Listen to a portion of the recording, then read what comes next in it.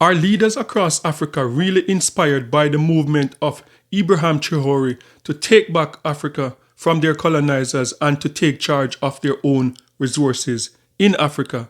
And if so, how can the Caribbean community, the African in the diaspora in the Caribbean, how can we contribute to that movement? Let's talk about it.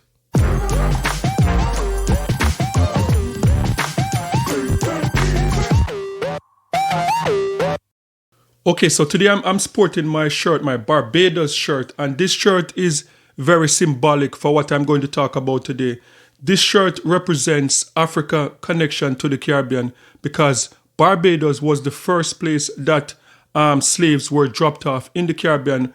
Our ancestors were dropped off in Barbados, and we have learned in recent times that Barbados is actually the closest point to Africa, to Ghana. The fastest way to get to the continent of Africa is through Barbados. So that is why I'm wearing my Bayesian shirt today, and this is symbolic of what we're going to talk about today. And we're talking about the rise of Africa. We're seeing individual countries rising up in Africa and taking back their own resources, taking control of their diamonds, their gold, their cocoa, and all the natural minerals that Africa has to offer the world. Because for decades, the colonizers were the one that controlled those resources, and we have seen a movement now. And I want to say, like, how can us in the Caribbean, how can Caribbean nationals, our ancestors were brought to the Caribbean, and how can we contribute to this movement in Africa? And it is very important because in Ethiopia, this year, September the 7th, the Africa Union and the CARICOM Union will be meeting for the second time. And this is very important that this meeting is happening in such a pivotal time in our history. So that is something that we're going to have to think about more as Africans living in the diaspora. How can we contribute to the development of Africa and help the leaders across the continent to manage their own resources and make the best out of it? Because for too long, our colonizers have been the one capitalizing on our resources. And this is why places like France, they don't want to let go, because all of the quality of life that the people in France, the French nationals, can enjoy in terms of the long maternity leave, in terms of the 32-hour work week, and all of those luxury medical care, and that they can afford, and a lot of African nations can afford it. This is on the back of Africa. So how can we come together and help? Okay, so first thing I want to talk about today is about the reports of the coup that took place in Ivory Coast earlier this week. And we have seen some reports coming, especially from some of the mainstream print media, that this is fake news.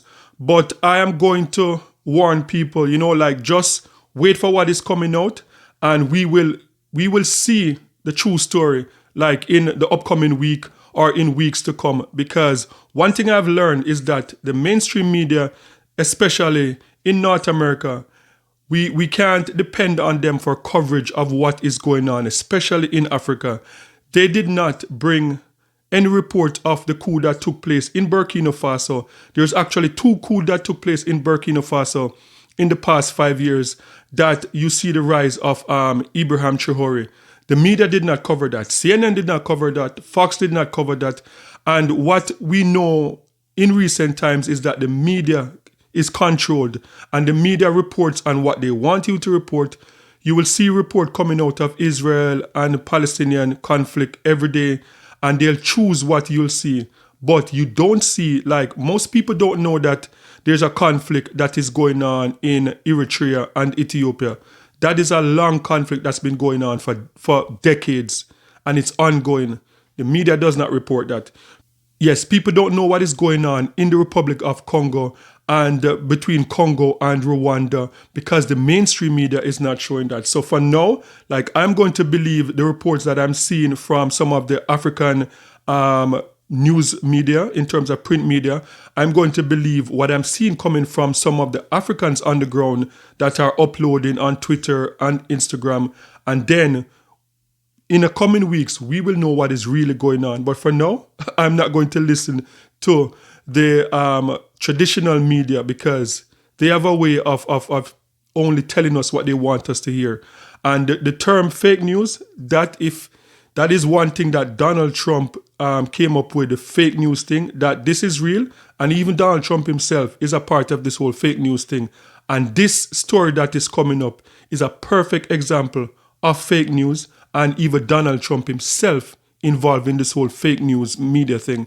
So let's take a look. There is quite Nothing happens. there is criminality in our country. People who do get killed, unfortunately, through criminal activity, are not only white people. Majority of them are black people, and we have now The been farmers are utilized. black. The farmers are not black. We- I don't now- say that's good or bad, but the farmers are not black. And the people that are being killed in large numbers, and you saw all those grave sites, and those are people that loved ones going, I guess on a Sunday morning, they told me, to pay respect to their loved ones that were killed. Okay, so that clip you just saw was a clip of the President of the United States of America, Donald Trump, with the President trying to convince the President of South Africa and try to convince Americans and the billions or millions of people that consume America media every day that there is something going on in South Africa, that black South African, that the government, they are a part of what is going on in South Africa. And I'm going to call it the G word for now, because YouTube has a way of, when you use certain words, like they will like demonetize you or whatever. So I'm going to use the G word for now. And that is what Donald Trump is trying to convince the world that is going on in South Africa. But for many of people that are in South Africa and for people that travel to South Africa, know that this is fake news. And I'm going to break down why this could not be possible. And I'm going to show you some numbers in terms of the population in South Africa and in terms of the homicide rate in South Africa. And we're going to go through this thing together and break it down why this is fake news and why a lot of things that you see on traditional media in the United States of America, you have to get your information from multiple sources. And now with the internet, with TikTok, with Instagram, we can see what is going on across the world. We can stay in America, in Canada, in the Caribbean, and we can see what is going on in Africa in real time. So that is what I'm going to do. I'm going to break down some of the numbers and show you that this whole thing about the G, that is fake news. Okay, so in order to get a true picture of what is really going on in South Africa, let's take a look at the population of South Africa since 2024. This is the last census that was available. So in South Africa, so the black population, those are black South Africans, that's over 51 million black South African. The total population, 63, a little bit over 63 million. And the colored population, a little bit over 5 million. The Indian population, 1.6 million in terms of population. And the white population in South Africa is a little bit over 4.5 million people in South Africa. So that is just to give you an idea of the population of South Africa. And as you can see, South Africa, the black population, black South Africans are way, way more than the other South Africans in terms of Indian, colored, and white South African. So keep that in mind. These numbers are very important as it pertains to the homicide rate in South Africa. And for the purpose of this video, I'm only going to be looking at the top number, the black South Africans, and the bottom number, the white South Africans. So as you can see here, like the 32,309 black South Africans experienced homicide in this particular year. And also, when you look at the bottom, you see 1,689. When you move over now to the other line that I think is very important to this story, which is the percentage of homicide, and you look and you see 79.8% of black Africans that live in South Africa that they experience homicide at a much higher rate as compared to 4.2%. And then the other line to me that is very important to this is the total amount of homicide based on population. And we see again 60% of black South Africans experience as compared to 16.1%. So these numbers are very important in telling this story. And the only thing that won't show up in a number like this, or these numbers, are like motives to what would cause these type of homicide. But when you look at newspaper clippings right across South Africa, you would see different motives in terms of theft, like car theft, like as it pertains to the farmer, which is not only a problem in South Africa, but it's a problem in a lot of countries where farm theft is a big thing. So these numbers are very important. Okay, so those were the numbers coming out of South Africa. The numbers of the population, the numbers of the homicide rate. And as I said, like, it's very important to note that South Africa has one of the highest homicide rate in the world. And South Africa is battling with crime and violence in South Africa, like a lot of countries are going through that right now. And this next claim that Donald Trump tried to make, this is crazy. But look at what Donald Trump tried to do. Burial sites right here. Burial sites. Over 1,000 of white farmers. And those cars are lined up to pay love on a Sunday morning. Each one of those white things you see is a cross. And there's approximately 1,000 of them. They're all white farmers, the family of white farmers. And those cars aren't driving, they're stopped there to pay respects to their family member who was killed. And it's a terrible sight. I've never seen anything like it. Okay, so that is Donald Trump showing a burial site in South Africa, in the Afrikaner community, that, look, this is the G that is taking place in South Africa. And if you are in America, if you are in the Caribbean, in Canada, and you don't know about what is going on in South Africa, it is very easy for you to believe that he's showing you a footage of 1,000, 2,000 burial site, and that, look, this is the G, because why would so many burial, like coffins or burial site, why would this burial site be so much? So that is the G. And he's saying that, look, I've never seen anything like that, which is kind of crazy, because we saw Donald Trump last year at the Arlington National Park, where thousands, like way more than that site that we just saw, that he was talking about, way more, like hundreds of thousands of Americans, soldiers buried in that place. Was that the G? No. And it's very important to know that the Afrikaners in America, they are 58% of the white population in America. They are a mix of like German and Dutch people. And what happened in those areas is, like, those people, when the apartheid government was overthrown, they were the Afrikaners were the people that say, you know what, we do not want to mix with black people. We do not want to mix with the rest of the population. So they live by themselves. They are in an area by themselves. They control 80% of the farmlands in South Africa, and they form their own communities. So they do not mix with a black South African, Chinese South African, Indian South African, and some of the other white South Africans. So the Afrikaners, they are like the Mormons and the Mennonites in America and in Canada. And where I am, like, it's not far from a Mennonite community. And these people are Germans, like from German background. They have their own community. As I said, they practice polygamy. They don't send their kids to the regular school.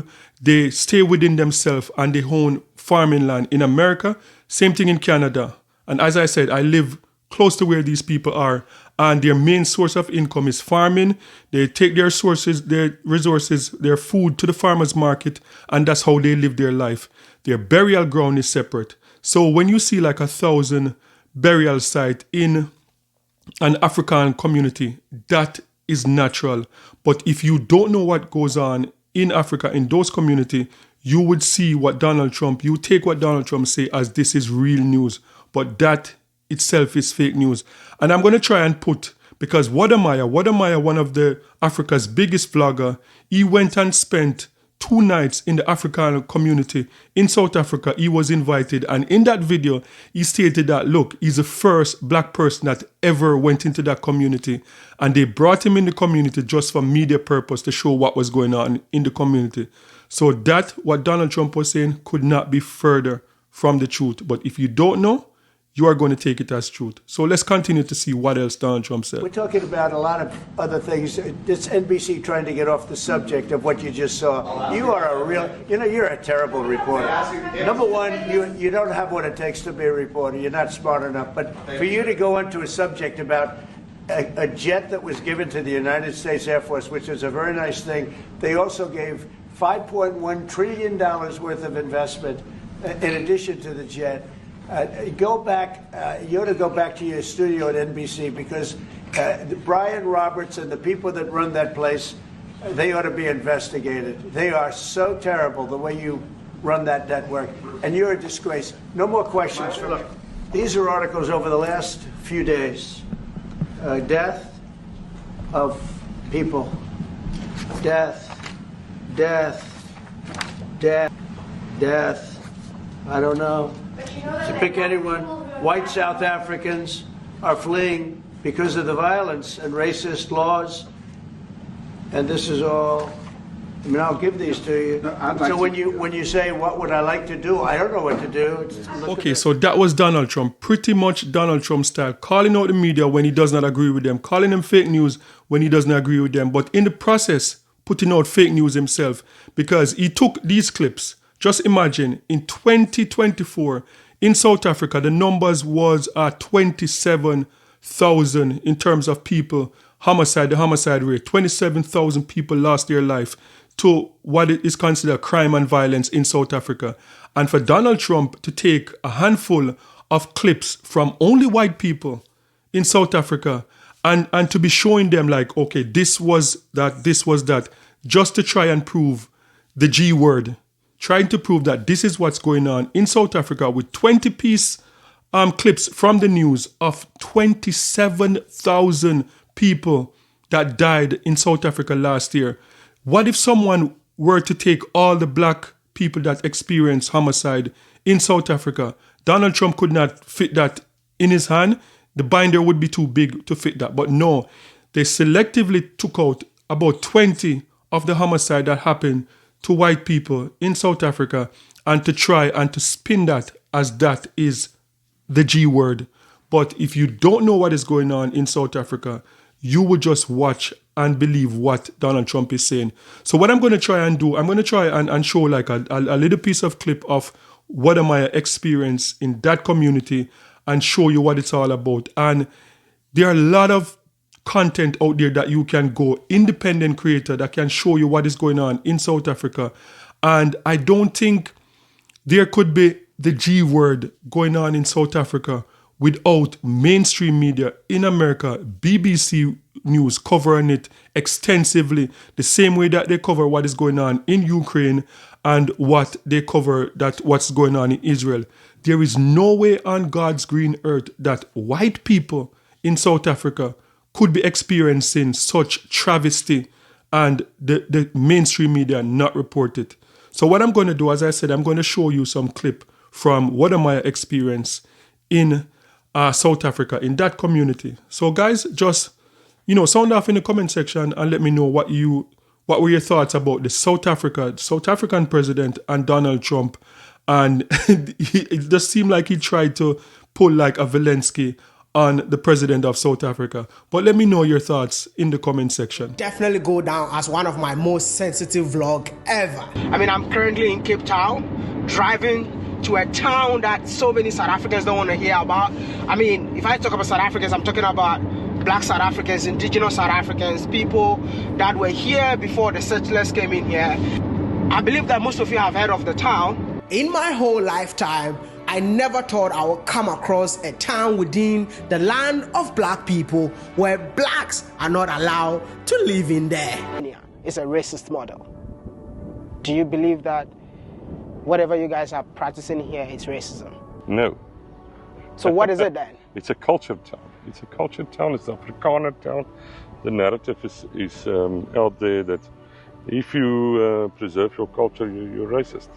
And that's not true. But I don't think an African can leave Africa, go to Europe, and say that we just bought this land and no one is allowed to come in. In this town, it's whites only. If I have to decode the whites only, I'm talking about Africans only. So if you're a black man like me, you cannot stay there. We say Orania is a community for Afrikaners. It's not an issue just white in, black out. It's a question of culture. But someone might ask, if you want to preserve your culture, you're preserving your culture on a land that belongs to South Africans. Secondly, we had a settlement with the South African government in the year 2000 about our status as a municipality, giving us the option to first make our own municipal bylaws as a local government, and secondly, to have our own local taxes and levies, which we can use for the development of Orania. So no party politics, no salaries for the elected officials. Obviously the officials, do the head engineer and the head of, roads and those people, they get paid. But the elected officials do not get paid for their service to the community. And that's what makes it a unique. Is that Oranian flag? This is our flag, yes, indeed. Who is that? Who is this young man in there? This young man is called the Little Giant. The Little Giant. Yeah, it symbolizes rolling up your sleeves to work. So, firstly, because of the fact that we're saying we as a culture, no one is coming to save us, no one is going to build a future for us. What we want to build, we'll have to roll up our sleeves and build ourselves. And secondly, the fact that we do our own work is to preserve our culture, to build something for our culture, to preserve our religion. The question, why can't a black person come here, is not the right question. It's more a question like, a marriage between two people is an exclusive affair.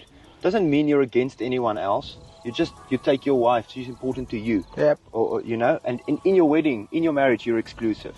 Doesn't mean it's not built on hate. It's built on love for our culture. We want to preserve our culture. We want to preserve our traditions, our faith, our language. These are the things that we want to preserve. But someone might ask, if you want to preserve your culture, you're preserving your culture on a land that belongs to South Africans. Well, that is whole nother debate. The land here we bought, we paid for it. From Right. who? Well, at that stage we bought it from the previous owner, which was the government. Right? But I don't think an African can leave Africa, go to Europe and say that we just bought this land and no one is allowed to come in. My family came here in 1683. Right, my family arrived here. That is longer than American government official visited Orania a while back. And when I told him that fact, he said, well, that's way longer than my white family has been in America. I said, you guys are here in Africa longer than my people was in America. Yeah. So our name is Afrikaners, our language is Afrikaans. Right, so we feel part of this continent, and maybe people don't agree, but I don't have another home. Obviously I know that I have European roots. Yeah. 400 years ago. Yeah. For 400 years my people have been here. Yeah. I love Africa. I don't want to live any place else. I feel a part of this continent. My language grew, obviously from Dutch, but it grew on this continent. This is the place where I feel at home, and I've been overseas. This is the only place that I feel at home.